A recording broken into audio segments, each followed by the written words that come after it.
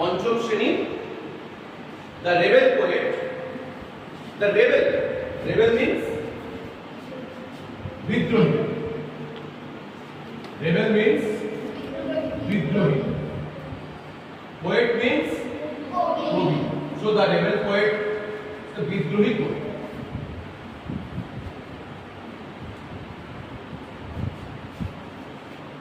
আচ্ছা, আমি একটা তোমাদের একটা গান বলছি, সেই গানটা পড়ো যদি জানো কিনা দেখো। কারা রইল কপাট, ভেঙে ফেলে করবে লোপাট, রক্ত জমাট শিকল পূজার পাষাণে দেবী, করিও তরু নিশান বাজা তোর প্রলয় বিষাণ, ধ্বংস নিশান উড়ুক প্রাচীর প্রাচীর ভেদি। কারা রইল কপাট, ভেঙে ফেলে করবে লোপাট, রক্ত জমাট শিকল পূজার পাষাণ বেদি, করিও তরু নিশান বাজা তোর প্রলয় বিষাণ, ধ্বংস নিশান উড়ুক প্রাচীর প্রাচীর ভেদি। গাজনের বাজনা বাজা কে মালিক কে সে রাজা, গাজনের বাজনা বাজা কে মালিক কে সে রাজা, কে দেয় সাজা মুক্ত স্বাধীন সত্যকে, কে দেয় সাজা মুক্ত স্বাধীন সত্যকে। হা হা হা পায় যে হাসি, ভগবান করবে ফাঁসি, সর্বনাশী শিখাই দেখি তথ্যকে। তার রইল কপাট, রক্ত জমাট শিকল পূজার পাষাণ বেদি। থেমে যাও, বলতে পারবে?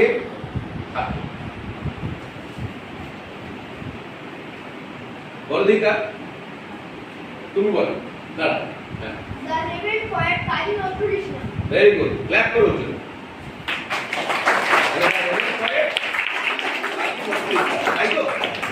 আচ্ছা, তোমরা কি জানো তিনি গান প্রচুর লিখেছেন, প্রায় 3500 প্রকাশিত এবং অপ্রকাশিত তিনি গান লিখেছেন, সুর দিয়েছেন, নিজে গেয়েছেন।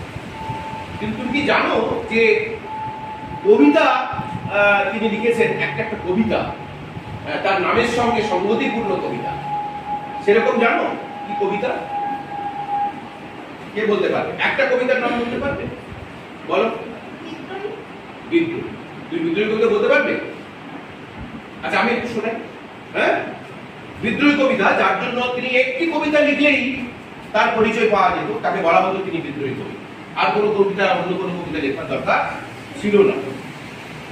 বলবীর চির উন্নত বংশী, শির ও নেহারি আমারই নত শির, ওই শিখর হিমাদ্রি বলবীর। বড় মহাবিশ্বের মহাকাশ ফাড়ি, চন্দ্র সূর্য গ্রহ তারা ছাড়ি, গোলক গোলক গোলক এলিয়া, খোদার আসন আরশ ছেদিয়া, উঠিয়াছি চির বিস্ময় আমি বিশ্ববিধাত্রী। মম ললাটের রুদ্র ভগবান, জলে রাজ রাজটিকা দীপ্ত জয়শ্রী, বলবীর চির উন্নত বংশী। দেখ, এইরকম কবিতা যিনি লেখেন তার জীবনটা কেমন ছিল, তার জীবনটা আমাদের জানতে হবে। এই জীবন, তার জীবনীটাকেই তোমাদের একটা কনভারসেশনের মাধ্যমে রেবেল পোয়েটের একটি স্টেজে তুলে ধরা হয়েছে। তিনি ছিলেন দুখু মিয়া নামে, পাড়াগান করে বেড়াতেন। অনেক ভাই বোনের ফ্যামিলির মধ্যে তিনি একজন সন্তান ছিলেন। বাবা যখন মারা যান, তিনি কাঁধে সংসারের দায়িত্বভার তুলে নেন। কিন্তু গরিব কি করবেন, সম্বল শুধু ছিল যে তিনি লিখতে পারতেন না, তাই তিনি গান লেখা শুরু করলেন এবং অভিনয় করতে পারতেন না। He was an actor, specifically actor, and he sings well, sang well. তো এক্স্যাক্টলি তিনি যখন গান করে বেড়াতেন, যা অর্থ উপার্জিত হতো সেটা নিয়ে তিনি সংসার চালাতেন। নাও দেয়ার ইজ এ কনভারসেশন। আমরা জানি we shall overcome, we shall overcome, বলো we shall overcome someday. Though deep in my heart I do believe that we shall overcome someday. Exactly, এই কবিতাটা তোমাদের দিয়ে শুরু হয়েছে, and let's sing an inspiring song together. প্রথমে তাই তোমাদের গাওয়া, এবং আমরা এবারে পরে ঢুকে যাচ্ছি প্রীতম এবং তার বাবা, তাদের মধ্যে একটা কনভারসেশন হচ্ছে রিগার্ডিং কাজী নজরুল ইসলাম। সেই কনভারসেশনটা I am going into this chapter Pritam বলছে father guess what happened today. Father বাবা গেস গেস গেস করো মানে গেস মানে অনুমান করো তো। গেস মানে অনুমান করো। অনুমান করো তো যে what happened today. Happened means কি ঘটেছে। হ্যাপেন্ড মানে ঘটা। হোয়াট হ্যাপেন্ড কি ঘটেছে এটা তুমি বলো তো। বাবা বলছে ফাদার বলছে হোয়াট ডিয়ার কি ভাষা। প্রীতম বলছে আওয়ার টিচার হ্যাজ আস্কড আস।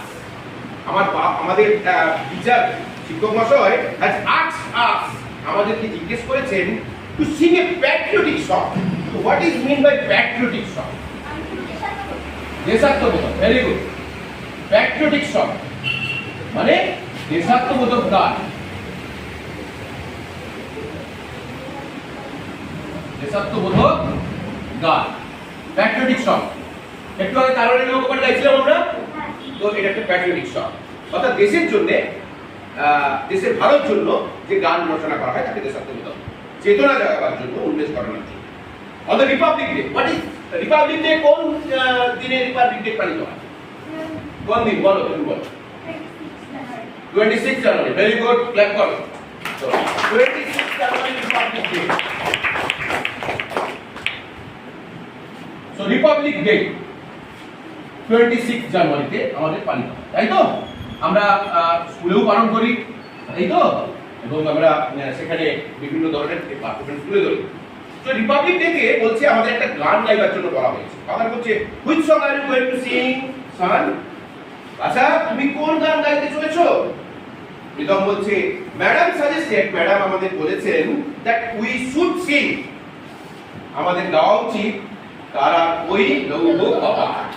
তারা ওই লৌহ কপাট গানটা, যে গান দিয়ে আমরা ভূমি শুরু করেছি, হ্যাঁ, সেই গানটা গাইবার জন্য বলেছে। ফাদার বলছে do know who has written the song Pritam? Do you know, তুমি কি জানো who has written the song? এই গানটা কে লিখেছেন? প্রীতম বলছে নো ফাদার। ফাদার বলছে he is our great poet, তিনি হচ্ছেন আমাদের মহান কবি Kazi Nazrul Islam, the author of the famous poem Bidrohi. একটু আগে আমি বিদ্রোহী রিসাইট করলাম। Author of the famous poem, হ্যাঁ, সবচেয়ে বিখ্যাত কবিতা বিদ্রোহী। প্রীতম বলছে will you tell me more about him? তুমি কি বলতে পারো বাবা আমাকে তার সম্পর্কে বেশি? কারণ আমি কিছু জানি না, আমি গান গাইবার জন্য সম্পর্কে যদি আমি তার সম্পর্কে কিছু না জানি তাহলে আমার মনের আবেগকে আমি প্রকাশ করতে পারবো না। ফাদার বলছে he was born at the time, mark that point, he was born at a time when India was under the British rule। তিনি এমন একটা সময় জন্মেছিলেন যখন ইন্ডিয়া ছিল ব্রিটিশ শাসনাধীন। থ্রু হিজ রাইটিংস, তার লেখার মধ্য দিয়ে হি ইন্সপায়ার্ড দ্য ইন্ডিয়ান ইউথ, ভারতীয় যুবদের তিনি ইন্সপায়ার করেছিলেন। ইন্সপায়ার মানে উদ্বুদ্ধ করা, উৎসাহিত করা, উদ্বুদ্ধ করা। ভেরি গুড, উদ্বুদ্ধ করা। তিনি উৎসাহিত করেছিলেন কাদের? দ্য ইউথ, ইন্ডিয়ান ইউথ, ভারতীয় যুবকদের to boldly fight for freedom. To boldly fight, সাহসিকতার সঙ্গে যুদ্ধ করতে, ফর ফ্রিডম। ফ্রিডম মিন্স স্বাধীনতা। ভেরি গুড, ফ্রিডম মিন্স স্বাধীনতা। স্বাধীনতার জন্য যুদ্ধ করতে। কারণ তখন কি ছিল? কার শাসনাধীন ছিল? ব্রিটিশ শাসনাধীন। When was he born, father? বাবা কখন তিনি জন্মেছিলেন? ফাদার বলছে he was born on 24th May 1899। হ্যাঁ, 1899, 1899 সালে 24th মে তিনি জন্মেছিলেন in the village of Churulia. নামটা মনে রাখো, চুরুলিয়া। যদি কখনো সম্ভব হয় আমরা ওদিকে বেড়াতে গেলে এডুকেশনাল ট্যুরে, তোমরা যখন একটু বড় হবে তখন চুরুলিয়া গ্রামটা আমরা দেখাবো, আসানসোলের কাছে। This was near Asansol in the Bardhaman district of undivided Bengal. Undivided তখন বাংলা ভাগ হয়নি, পূর্ববঙ্গ পশ্চিমবঙ্গ ভাগ হয়ে যায়নি, কারণ সেটা অনেক পরে হয়েছে। তখন তিনি জন্মেছেন, স্বাধীনতা তখন ভারত লাভ করেনি। বর্ধমান ডিস্ট্রিক্টে নামটা মনে রাখো, চুরুলিয়া। যদি কখনো সম্ভব হয় আমরা ওদিকে বেড়াতে গেলে এডুকেশনাল ট্যুরে, তোমরা যখন একটু বড় হবে তখন চুরুলিয়া গ্রামটা আমরা দেখাবো, আসানসোলের কাছে। This was near Asansol in the Bardhaman district of undivided Bengal. Undivided তখন বাংলা ভাগ হয়নি, পূর্ববঙ্গ পশ্চিমবঙ্গ ভাগ হয়ে যায়নি, কারণ সেটা অনেক পরে হয়েছে, তখন তিনি জন্মেছেন স্বাধীনতা তখন ভারত লাভ করেনি। বারণ ডিস্ট্রিক্টের মধ্যে as a child he was attracted to folk theatre. As a child যখন তিনি ছোট ছিলেন তিনি ফোক থিয়েটার ফোক মিনস লোক পালাগান, ফোক থিয়েটার, লোক পালাগান, হ্যাঁ, এতে তিনি কি হয়েছিলেন? অ্যাট্রাক্টেড হয়েছিলেন। লোক পালাগানে তিনি অ্যাট্রাক্টেড হয়েছিলেন and later wrote many folk plays. এবং পরে তিনি প্রচুর ফোক প্লেস, ড্রামা লেখেন, নাটক লেখেন। তাদের মধ্যে নাটক হচ্ছে দাতা, কর্ণ, কবি কালিদাস ইত্যাদি। Mark that point. আমি বলছি আবারও, একটু আগে বলেছিলাম তার জীবনী নিয়ে, তিনি পালাগান করে যে পয়সা রোজগার হতো, টাকা রোজগার হতো, সেটা দিয়ে তিনি সংসার চালাতেন। এর মাত্র সময় তার কাছে। In 1908 Nazrul made the revolutionary. তোমরা জানো কখনো না কখনো কোনো না কোনো সময় কোনো না কোনো মানুষের, তোমাদের জীবনেও কোনো না কোনো শিক্ষক শিক্ষিকা একটা ইন্সপায়ারিং এর দরকার, একটা ফ্ল্যাশিং এর দরকার। তারপরে সে বহু মানুষজন তাদের জীবনে শিক্ষকের প্রভাব। একজন ক্ষুদিরাম হতেন না যদি একজন না শিক্ষক থাকতেন, একজন নেতাজি সুভাষ হতেন না যদি না একজন শিক্ষক থাকতেন তার পেছনে। ঠিক তেমনি একজন নজরুল হতেন না যদি তার পিছনে রেভলিউশনারি মিনস বিপ্লবী, রেভলিউশনারি মিনস বিপ্লবী, যদি না তার পিছনে কে থাকতেন? একজন শিক্ষক থাকতেন। বিপ্লবী নিবারণ চন্দ্র ঘটক who was his teacher, তিনি ছিলেন কে বললাম? নিবারণ চন্দ্র ঘটক, তিনি তার শিক্ষক ছিলেন। দ্য পোয়েট, এছাড়াও পোয়েট তার কবিতার লেখা কোথা থেকে ইন্সপিরেশন পেয়েছেন? The poet Kumud Ranjan Mallick was the headmaster of the school Nazrul joined next. পরে যখন নজরুল স্কুলে ভর্তি হন তখন তিনি একজন হেডমাস্টার মশাই দ্বারা উদ্বুদ্ধ হয়েছিলেন কবিতা লেখার জন্য, সেটা হচ্ছে কুমুদ রঞ্জন মল্লিক। তাহলে এইভাবেই কোনো না কোনো টিচার তাকে ইন্সপায়ার করেন এবং তার থেকেই এইরকম মনীষীদের জন্ম হয়। আজকে এই পর্যন্তই পড়াবো, কিন্তু একটু বলে নিই এরপরে তার যে ঘটনা ঘটেছে, তিনি নিজের গর্জে উঠেছেন, পাস করেছেন, পাস করার পরে এত দারিদ্র তাকে চাকরিতে জয়েন করতে হয়। তিনি বেঙ্গল ব্যাটালিয়নে জয়েন করেন, হ্যাঁ, সৈনিক সেনাতে। এবং তারপরে যখন দ্বিতীয় বিশ্বযুদ্ধের সময়তে যখন ভাগ হয়ে যায়, যখন সারা বিশ্ব হয়ে যায়, দুভাগে ভাগ হয়ে যায়, তখন এই বেঙ্গল ব্যাটালিয়নটা ভেঙে যায়। তখন এটা ইংরেজ শাসনাধীন ছিল, বেঙ্গল ব্যাটালিয়ন ভেঙে যায়, তাকে চাকরি হয়। তিনি আবার ফিরে আসেন কলকাতা এবং তারপর তার স্ট্রাগল শুরু হয়। তিনি ধূমকেতু নামে এক পত্রিকা তিনি চালাতেন এবং সেখানে বিপ্লবীদের উদ্বুদ্ধ করবার জন্য প্রচুর ধরনের লেখা, রাইটিংস তিনি সেখানে ছাপাতেন এবং তাদের বিপ্লবীরা উদ্বুদ্ধ হতো। তারা তার গান গাইতেন, গান গিয়ে তারা স্বাধীনতাকে উদ্বুদ্ধ করতেন যুদ্ধে।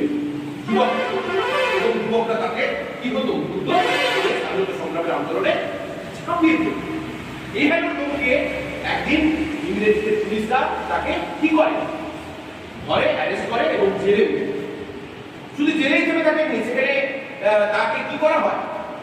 তিনি সেখানে প্রায় 31 দিন, 1 মাসের বেশি অনশন করে, ফাস্টিং করে, অনশন করে, হ্যাঁ, ফাস্টিং করে এবং ইংরেজরা তাকে ছেড়ে দিতে বাধ্য হয়। ছেড়ে দেওয়ার পরেও তারপরে কারাবরণ করেছেন। কারাগার থেকে বসে বসে তিনি বহু কবিতা লিখেছেন, বহু গান লিখেছেন।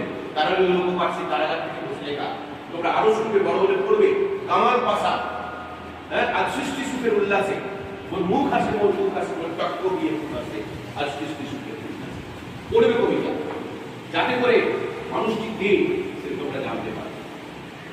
কিন্তু দুঃখের খবর যে এখানে একজন মানুষ, তিনি গানের পর গান লিখে গেছেন, সুর দিয়ে গেছেন প্রচুর। একজন মুসলিম কবি হয়েও তিনি ধর্মান্ধতার ঊর্ধ্বে ছিলেন, তিনি ধর্ম বিভাজনের ঊর্ধ্বে ছিলেন এবং তিনি প্রচুর শ্যামা সঙ্গীত লিখেছেন, হ্যাঁ, এবং ভালো ভালো শ্যামা সঙ্গীত লিখেছেন।